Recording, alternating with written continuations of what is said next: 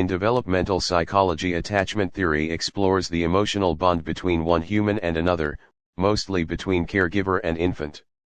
During the first 6 months of a baby's life, the caregiver must exhibit adequate nurturing to their newborn to establish a close bond. If a healthy bond cannot be established during the baby's early developmental phase, it can lead to several emotional problems for them later on. What is attachment theory? John Bowlby, psychologist and psychoanalyst, proposed the attachment theory. Children form bond with different people, but the bond between mother and baby is the strongest of all. Attachment theory examines how the caregiver-child bond develops and its impact on consequential development. He discovered that early infant separation could lead to later maladjustment, and thus attachment theory was developed. Bowlby describes attachment as: attachment is a deep and enduring emotional bond that connects one person to another person across time and space. Bowlby argued that attachment is a biological process and went on to say that all infants are born with an attachment gene which allows them to discharge what is called social releasers, ensuring that when the child cries, clings to an attachment figure, or even smiles, that they receive the attention and care they crave. The same attachment gene that children are born with is also present within the parent, and it is this that propels a caregiver to protect and look after a child. Monotroy is a term signifying one main attachment figure, a concept developed by Bowlby alongside his attachment theory. He concluded that if a successful monotropic bond isn't formed for whatever reason, then negative consequences could occur.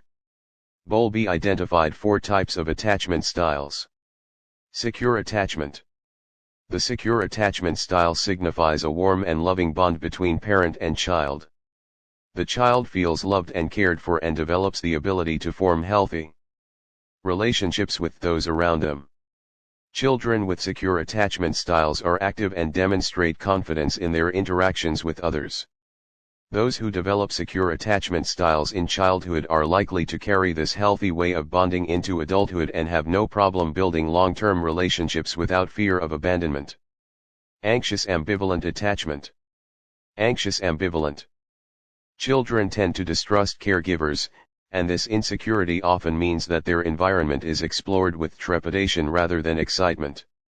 They constantly seek approval from their caregivers and continuously observe their surroundings for fear of being abandoned.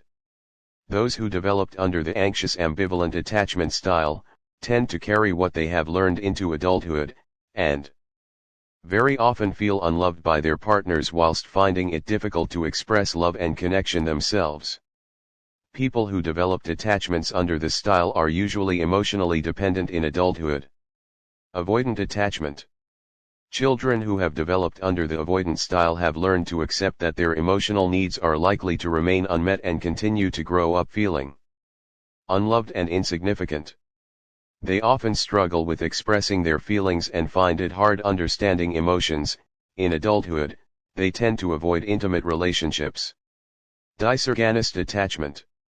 Dysorganist attachment is a combination of avoidant and anxious attachment, and children that fit into this group often display intense anger and rage. They may break toys and behave in other volatile ways. They also have difficult relationships with caregivers. Children developed under the dysorganist attachment style tend to avoid intimate relationships as adults and can very easily explode and have a difficult time controlling their emotions.